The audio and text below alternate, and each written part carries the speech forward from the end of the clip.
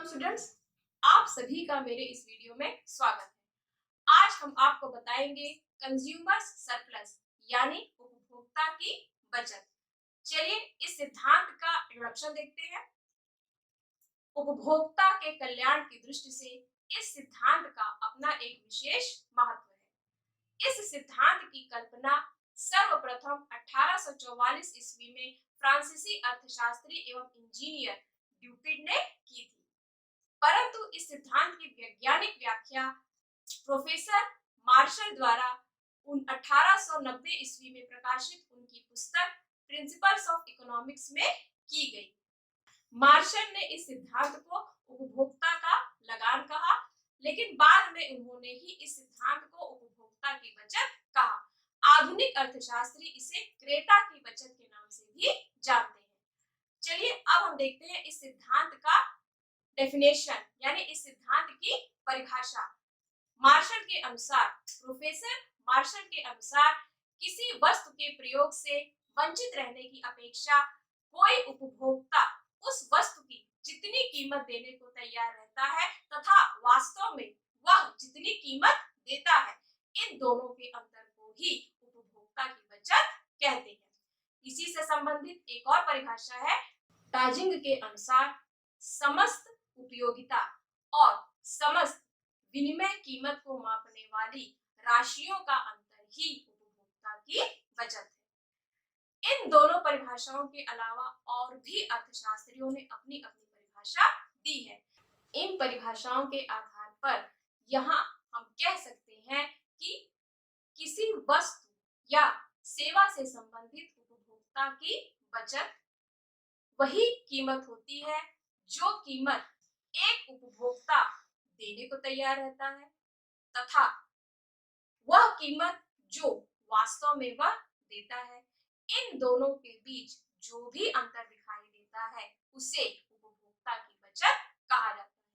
यहाँ हम यह कह सकते हैं कि किसी वस्तु या सेवा से संबंधित उपभोक्ता की बचत किसी व्यक्ति द्वारा दी जाने वाली कीमत और वास्तव में उस व्यक्ति द्वारा दी जाने वाली कीमत के बीच जो अंतर होता है वही उपभोक्ता की बचत कहलाता है। चलिए अब हम देखते हैं बेसिस ऑफ कंज्यूमर्स सरप्लस यानी इस सिद्धांत का आधार। इस सिद्धांत का आधार सीमांत उपयोगिता ह्रास नियम है। देखिए इस नियम के बारे में मैंने पहले अपने वीडियो में बताया था। यह नियम ये कहलाता है जैसे जैसे किसी व्यक्ति के पास कोई वस्तु बढ़ती जाती है वैसे वैसे उस वस्तु से मिलने वाली सीमांत उपयोगिता उस व्यक्ति के लिए घटती जाती है। तो चलिए यहाँ हम ये कह सकते हैं कि सीमांत उपयोगिता ह्रास नियम के अंतर्गत हम यह देखते हैं, यह नियम यह बताता है कि जैसे जैसे किसी व्यक्ति के पास कोई वस्तु बढ़ती जाती है वैसे वैसे उस व्यक्ति के लिए उस वस्तु की उत्तरोत्तर बढ़ती हुई इकाइयों से घटती हुई सीमांत उपयोगिता प्राप्त होती है। अब हम यहाँ ये कह सकते हैं कि हमारा जो यह नियम है उपभोक्ता की बचत, यह नियम भी इसी सिद्धांत पर आधारित है। यानी उपभोक्ता की बचत इस सिद्धांत का आधार सीमांत उपयोगिता ह्रास नियम है। क्यों? क्योंकि सीमांत उपयोगिता ह्रास नियम के अंतर्गत यह बताया गया है कि जैसे जैसे किसी व्यक्ति के पास कोई वस्तु बढ़ती जाती है वैसे वैसे उस वस्तु की बढ़ती हुई उत्तरोत्तर इकाइयां उस व्यक्ति को घटती हुई सीमांत उपयोगिता प्रदान करती है। चलिए इसके नेक्स्ट पार्ट में हम देखते हैं causes of emergence of consumers surplus यानी इस सिद्धांत के लागू होने के कारण। यह सिद्धांत क्यों लागू होता है, यह सिद्धांत वास्तव में क्यों दिखाई देता है, इससे संबंधित जानकारी यहाँ पर हम देखेंगे। चलिए इसमें सबसे नंबर 1 पर है मोर यूटिलिटीज फ्रॉम फॉर्मर यूनिट्स। चलिए यानी शुरुआत में जब हम किसी वस्तु का उपभोग बढ़ाते जाते हैं तो हमें उन वस्तुओं से बढ़ती हुई उपयोगिता प्राप्त होती है, लेकिन जैसे जैसे हम इस उपभोग को बढ़ाते जाते हैं वैसे वैसे उस वस्तु से उपयोगिता उत्तरोत्तर घटती जाती है। चलिए, ये इस सिद्धांत के लागू होने का सबसे महत्वपूर्ण कारण है। क्यों? क्योंकि अगर हमें हर वस्तु से एक समान उपयोगिता मिलेगी तो ये जान लीजिए कि तब किसी भी समय हमें किसी भी प्रकार की उपभोक्ता की बचत प्राप्त नहीं होगी। इसलिए यह आवश्यक है कि हर वस्तु से मिलने वाली उपयोगिता अलग अलग हो। शुरुआत में अलग, उसके बाद अलग, जैसे जैसे हम उपभोग को बढ़ाते जाए वैसे वैसे उस वस्तु से मिलने वाली उपयोगिता उत्तरोत्तर घटती जाए, तो ही हमें उपभोक्ता की बचत प्राप्त होगी। इसी के अंतर्गत नंबर 2 पर है same price for all the units of goods. Same price for all the units of goods, यानी उपभोक्ता जितनी भी इकाइयों का उपभोग करता है वह हर यूनिट के लिए अलग अलग कीमत नहीं देता। हम अपने अर्थव्यवस्था में देखते हैं कि जो कीमत एक वस्तु की होती है वही कीमत उसी से संबंधित सभी वस्तुओं की होती है, उसमें किसी भी प्रकार का कोई अंतर दिखाई नहीं देता। यानी अगर हम सेब खरीदने जा रहे हैं तो जो कीमत हम पहली इकाई के लिए देंगे वही कीमत हम अन्य इकाइयों के लिए भी देंगे, और यहाँ पर कीमत के अंतर्गत किसी भी प्रकार का कोई अंतर दिखाई नहीं देता। जो कीमत पहली इकाई की होगी वही कीमत आखिरी इकाई की भी होगी, भले ही हमें उन इकाइयों के उपभोग से अलग अलग सीमांत उपयोगिता प्राप्त हो। नंबर 3 पे हम देखते हैं consumption is stopped when utilities from goods is less than it's price. देखिए, उपभोग तब बंद कर दिया जाता है जब किसी उपभोक्ता को मिलने वाली सीमांत उपयोगिता उसकी कीमत से कम हो जाती है। यानी उपभोक्ता क्या करता है? उपभोक्ता उत्तरोत्तर इकाइयों का उपभोग करता जाता है। कब तक? तब तक जब तक उसके द्वारा दी जाने वाली कीमत और उन वस्तुओं के उपभोग से मिलने वाली सीमांत उपयोगिता बराबर नहीं हो जाती। देखिए, यहाँ हम देख रहे हैं जब सीमांत उपयोगिता कीमत के बराबर हो जाए तब उपभोक्ता उस वस्तु के उपभोग को बंद कर देता है। यहाँ इस वस्तु का उपभोग जारी नहीं रखता। वह उस वस्तु का उपभोग कब तक जारी रखता है? जब तक उसे सीमांत उपयोगिता उसके द्वारा दी जाने वाली कीमत से ज्यादा मिलती है, और जैसे ही वह देखता है कि उसके उस वस्तु के उपभोग से उसे उतनी ही कीमत के बराबर सीमांत उपयोगिता मिल रही है जितनी कीमत वह उस वस्तु के उपभोग के लिए दे रहा है, इस स्थिति में वह उस वस्तु के उपभोग को बंद कर देता है। यह स्थिति काफी अच्छी दिखाई देती है जब सीमांत उपयोगिता दी जाने वाली कीमत से ज्यादा होती है, लेकिन जब सीमांत उपयोगिता कीमत के बराबर हो जाए तब ऐसी स्थिति में कोई भी विवेकशील उपभोक्ता हो वह उस वस्तु के उपभोग को बंद कर देगा। इस सिद्धांत के लागू होने के कारणों के आधार पर हम कह सकते हैं, इसमें नंबर 1 पर हम यह देखते हैं कि यहाँ यह बताया गया है कि किसी वस्तु के उपभोग की प्रारंभिक इकाइयों से अधिक उपयोगिता मिलती है और उत्तरोत्तर बढ़ती इकाइयों से कम उपयोगिता मिलती है। नंबर 2 पे आता है हर वस्तु की कीमत समान होती है, कीमत में किसी भी प्रकार का कोई अंतर नहीं होता। नंबर 3 पे आता है कोई भी उपभोक्ता किसी वस्तु का उपभोग तब तक जारी रखता है जब तक उस वस्तु से मिलने वाली उपयोगिता उसकी कीमत के बराबर नहीं हो जाती। जैसे ही कीमत ज्यादा और उपयोगिता कम हो जाती है, ऐसी स्थिति में वह उपभोक्ता उस वस्तु का उपभोग बंद कर देता है। चलिए, इसे समझने के लिए हम इस टेबल का सहारा लेते हैं। यहाँ आप देखिए, यहाँ पर दिया गया है यूनिट्स, वो इकाइयां जिसका हम उपभोग कर रहे हैं, और यहाँ दिया गया है उपयोगिता, यहाँ पर दिया हुआ है मार्केट प्राइस यानी बाजार मूल्य, और यहाँ दिया हुआ है उपभोक्ता की बचत यानी कंज्यूमर्स सरप्लस। ये जानते हैं कि किसी भी वस्तु की उपयोगिता उस व्यक्ति की इच्छा की तीव्रता पर आधारित होती है।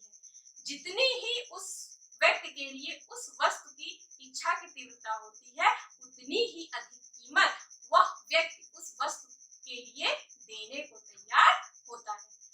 अब इस टेबल की सहायता से हम ये देखेंगे कि अब इसे समझने के लिए हम एक उदाहरण देते हैं। जैसे किसी व्यक्ति को बहुत अधिक मात्रा में प्यास लगी हुई है और उसकी इच्छा की तीव्रता क्या है? उसकी इच्छा की तीव्रता है 1 गिलास पानी। और जैसे ही वह चौराहे पर आता है और पानी का गिलास देखता है और उस 1 गिलास पानी पीने पर उसे लगभग 50 रुपए के बराबर उपयोगिता मिलती है। क्यों? क्योंकि वहां पर उसकी इच्छा की तीव्रता बहुत अधिक है। किस चीज के लिए? 1 गिलास पानी के लिए। और 1 गिलास पानी पीने के पश्चात उसे 50 रुपए के बराबर उपयोगिता मिलती है। लेकिन उस 1 गिलास पानी की कीमत कितनी है? केवल 10 ही रुपए है। अब यहाँ आप देख सकते हैं कि इस स्थिति में आप ये देखिए, ये वह कीमत है जो उपभोक्ता देने को तैयार रहता है और यह वह कीमत है जो उपभोक्ता वास्तव में देता है। तो इन्हीं दोनों के बीच जो अंतर होता है, यही अंतर होता है उपभोक्ता की बचत यानी कंज्यूमर सरप्लस। तो चलिए, ये कीमत कौन सी है? वह कीमत जो उपभोक्ता देने को तैयार होता है। क्यों? क्योंकि इससे उस वस्तु के उपभोग से इतने के बराबर उपयोगिता मिली हुई है और ये वह कीमत है जो वह उपभोक्ता वास्तव में देता है, जो उस वस्तु की कीमत है। इस तरह से आप ये देखिए कि जब दूसरी इकाई का उपभोग वो करता है तो उसे 40 रुपए के बराबर उपयोगिता मिलती है, यानी पहले से कम उसे उपयोगिता मिलती है। अब जब तीसरी इकाई का उपभोग करता है तो 30 रुपए के बराबर उसे उपयोगिता मिलती है, यानी दूसरे से कम। जब चौथी इकाई का उपभोग करता है तो उसे तीसरे से कम उपयोगिता मिलती है और पांचवी इकाई का जब उपभोग करता है तब उसे चौथे से कम, और जब छठी इकाई का उपभोग करता है तो पांचवे से कम उपयोगिता उसे मिलती है। अब इन सभी इकाइयों के उपभोग के लिए जो कीमत वो देता है वह एक समान होती है। वह पहली इकाई के लिए भी वही है और अंतिम इकाई के लिए भी वही है। चलिए, इस आधार पर हम उपभोक्ता की बचत ज्ञात करेंगे। तो चलिए, यहाँ हम देखते हैं, ये वह कीमत है जो वह उपभोक्ता देने को तैयार रहता है और यह वह कीमत है जो वह उपभोक्ता वास्तव में देता है। तो इन दोनों के बीच अंतर कितना हुआ? 40 के बराबर हुआ। तो यहाँ आप ये देखिए, 50 रुपए वह देने को तैयार होता है और उसे वह वस्तु 10 ही रुपए में मिल जाती है। तो यहाँ उस उपभोक्ता की बचत कितनी हुई? 40 रुपए हुई। इसके बाद आप ये देखिए, 40 रुपए वह देने को तैयार होता है और वस्तु मिलती है 10 रुपए में। तो यहाँ उपभोक्ता की बचत कितनी हुई? 30 रुपए के बराबर। यहाँ देखिए, 30 रुपए देने को तैयार होता है और 10 रुपए में वस्तु मिलती है, यानी यहाँ कितना हुआ? उपभोक्ता की बचत 20 रुपए के बराबर। फिर अब यहाँ आप देखिए, अब जब वह छठी इकाई का उपभोग करता है, यहाँ देखिए ये कितनी है? 10 रुपए। क्या है? वह कीमत जो वह व्यक्ति देने को तैयार रहता है और 10 रुपए में ही उसे वह वस्तु मिल रही है। तो यहाँ ये देखिए कि उपयोगिता और कीमत, बाजार कीमत, दोनों आपस में लगभग बराबर ही है। तो 10 माइनस 10 यानी 0, यानी यहाँ पर उपभोक्ता को किसी भी प्रकार की उपभोक्ता की बचत नहीं मिल रही। यहाँ पर उपभोक्ता को किसी भी प्रकार की बचत की प्राप्ति नहीं हो रही। क्यों? क्योंकि यहाँ पर उपयोगिता जो है वो कीमत के बराबर हो गई है और जब उपयोगिता कीमत के बराबर हो जाती है तब ऐसी स्थिति में कोई भी उपभोक्ता अपने उपभोग को जारी नहीं रखता, वह अपना उपभोग यहीं पर बंद कर देता है। अगर वह इसके बाद भी अपना उपभोग जारी रखेगा तो उससे उस वस्तु के उपभोग से किसी भी प्रकार की उपयोगिता प्राप्त नहीं होगी। और यही स्थिति हम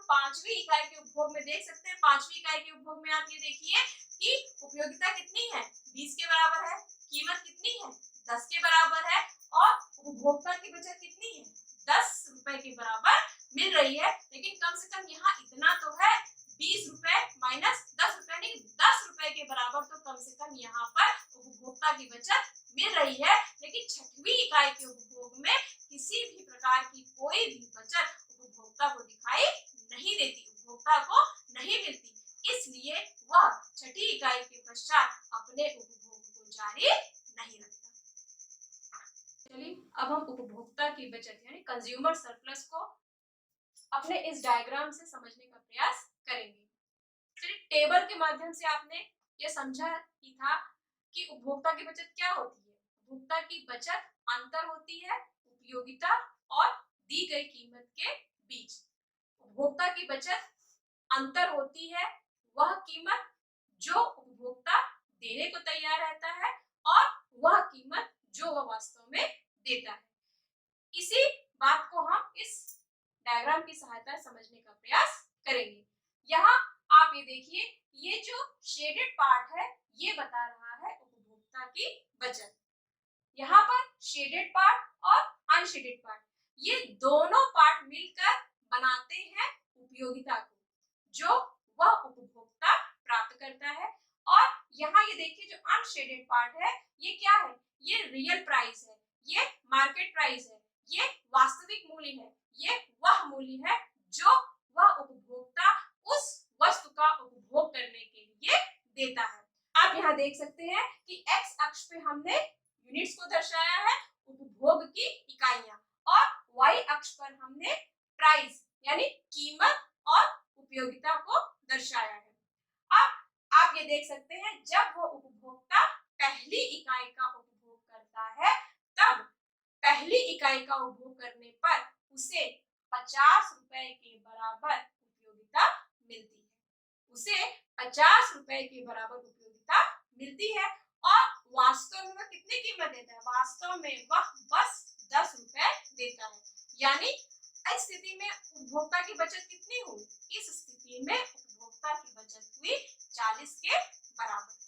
तो इसी तरह से हमने जैसे जैसे हम अपनी उपभोग की इकाइयां बढ़ाते जाते हैं वैसे वैसे हमें उपयोगिता कम से कम मिलती जाती है, दूसरी से तीसरी में कम, तीसरी से चौथी में कम, चौथी से पांचवी में कम, और एक स्थिति ऐसी आती है जब हमारी उपयोगिता और कीमत आपस में बराबर हो जाती है। ऐसी स्थिति में हमें किसी भी प्रकार की कोई भी उपयोगिता नहीं मिलती, किसी भी प्रकार की कोई भी उपभोक्ता की बचत यहाँ पर दिखाई नहीं देती। यहाँ पर हम देखते हैं कि उपभोक्ता की बचत कितनी है, 0 के बराबर होती है। यहाँ किसी प्रकार की कोई उपभोक्ता की बचत यहाँ पर दिखाई नहीं दे रही है। क्यों? क्योंकि यहाँ पर बाजार मूल्य और उपयोगिता दोनों आपस में बराबर है। और जब तक यहाँ पर आप ये देखिए कि सीमांत उपयोगिता, यहाँ पर जब तक उपयोगिता में अंतर दिखाई देता है तब तक उपयोगिता और कीमत के बीच अंतर दिखाई देता है, तब तक उपभोक्ता की बचत दिखाई दे रही है। लेकिन यहाँ आप देखिए, यहाँ पर इस स्थिति में कीमत और उपयोगिता दोनों आपस में बराबर हो गई है, इसलिए यहाँ पर किसी भी प्रकार की कोई बचत दिखाई नहीं दे रही है। क्यों? क्योंकि यहाँ पर 10 ही रुपए है वह कीमत जो उपभोक्ता देने को तैयार रहता है, और 10 ही रुपए है जो उपभोक्ता वास्तव में देता है। इन दोनों के बीच अंतर कितना है, 0 के बराबर है। यानी यहाँ पर किसी भी प्रकार की कोई भी उपभोक्ता की बचत दिखाई नहीं देती। उपभोक्ता की बचत हमें कहाँ तक दिखाई दे रही है, जहाँ तक हम ये देखते हैं कि कीमत जो है उससे ज्यादा हमें उपयोगिता प्राप्त हो रही है। जितनी हम कीमत दे रहे हैं उससे ज्यादा हमें उपयोगिता प्राप्त हो रही है। इन स्थितियों में हमने ये देखा कि हमें बचत दिखाई दे रही है, लेकिन जहाँ पर कीमत उपयोगिता के बराबर हो जाती है वहां पर हमें किसी भी प्रकार की कोई उपयोगिता दिखाई नहीं देती। यहाँ आप ये देखिए, इस चित्र में हमने ये देखा, ये चित्र कैसी वस्तुओं के लिए है, नॉन डिविजिबल गुड्स के लिए है। ये अविभाज्य वस्तुओं के संबंध में दर्शाता है। यह बताता है अविभाज्य वस्तुओं के संबंध में उपभोक्ता की बचत कैसी होगी। तो अविभाज्य वस्तुओं के संबंध में आप ये देखिए कि जो ये शेडेड एरिया है ये क्या है, ये उपभोक्ता की बचत है। और शेडेड एरिया और अनशेडेड एरिया, ये दोनों मिलकर बनाते हैं उपयोगिता जो उपभोक्ता को उस वस्तु के उपभोग से प्राप्त होती है। और आप ये देखिए जो अनशेडेड एरिया है ये क्या है, ये रियल प्राइस है, ये वास्तविक मूल्य है, ये बाजार मूल्य है जो उपभोक्ता किसी वस्तु का उपभोग करने के लिए देता है। तो चलिए आप ये देखिए कि पांचवी इकाई का जब तक उपभोग होता है तब तक उस उपभोक्ता की बचत मिलती है, लेकिन जैसे ही वो छठी इकाई का उपभोग बढ़ा देता है, जैसे ही वो छठवीं इकाई की तरफ पहुंचता है, वैसे ही उपभोक्ता की बचत खत्म हो जाती है। यहाँ पर इसे किसी भी प्रकार की कोई भी उपयोगिता नहीं मिलती। उपयोगिता क्या है, उपयोगिता और कीमत यहाँ पर बराबर हो जाती है, इसलिए उपभोक्ता को किसी भी प्रकार की कोई भी उपभोक्ता की बचत दिखाई नहीं देती। चलिए अब हम चलते हैं अपने दूसरे डायग्राम पर। ये डायग्राम क्या है, ये डिविजिबल गुड्स के अंतर्गत उपभोक्ता की बचत को दर्शाता है। तो डिविजिबल गुड्स के अंतर्गत आप ये देखेंगे यहाँ पे ये दिखाया गया है OMPT माइनस OMPR। ये क्या बता रहा है, RPT यानी एरिया RPT, ये क्या है, ये उपभोक्ता की बचत है। यहाँ ये देखिए कि एरिया OMPT ये क्या है, यह वह कीमत है जो उपभोक्ता देने को तैयार रहता है किसी वस्तु का उपभोग करने के लिए। क्यों, क्योंकि इन वस्तुओं के उपभोग करने से उसे जितनी उपयोगिता मिलती है उसी के आधार पर उपभोक्ता कीमत देने को तैयार रहता है। और OMPR ये क्या है, ये वह कीमत है जो वह उपभोक्ता वास्तव में देता है, यानी बाजार कीमत। तो चलिए उपभोक्ता की बचत क्या होती है, उपभोक्ता की बचत होती है या बताती है उस अंतर को, जो अंतर उपभोक्ता जो कीमत उपभोक्ता वास्तव में देने के लिए तैयार रहता है और वह कीमत जो वह वास्तव में देता है, यानी उपभोक्ता जो कीमत देने को तैयार रहता है और वास्तव में जो कीमत देता है, इन्हीं दोनों के बीच जो अंतर होता है इसे कहा जाता है उपभोक्ता की बचत। यहाँ आप देखिए OMPT वह कीमत है जो उपभोक्ता देने को तैयार है, किसके आधार पर, उपयोगिता के आधार पर। और OMPR यह वह कीमत है जो उपभोक्ता वास्तव में देता है, और इन दोनों के बीच अंतर क्या है, RPT, यानी RPT क्या दर्शा रहा है, RPT दर्शा रहा है उपभोक्ता की बचत यानी कंज्यूमर सरप्लस। तो इस सिद्धांत की सहायता से आपने यह जाना कि उपभोक्ता की बचत क्या होती है, उपभोक्ता की बचत अंतर होती है किसके बीच, वह कीमत जो कीमत उपभोक्ता वास्तव में देने को तैयार रहता है और वह कीमत जो वह वास्तव में देता है, इसे हम कहते हैं उपभोक्ता की बचत। यानी उपभोक्ता की बचत बराबर वह कीमत जो कीमत उपभोक्ता देने को तैयार रहता है माइनस वह कीमत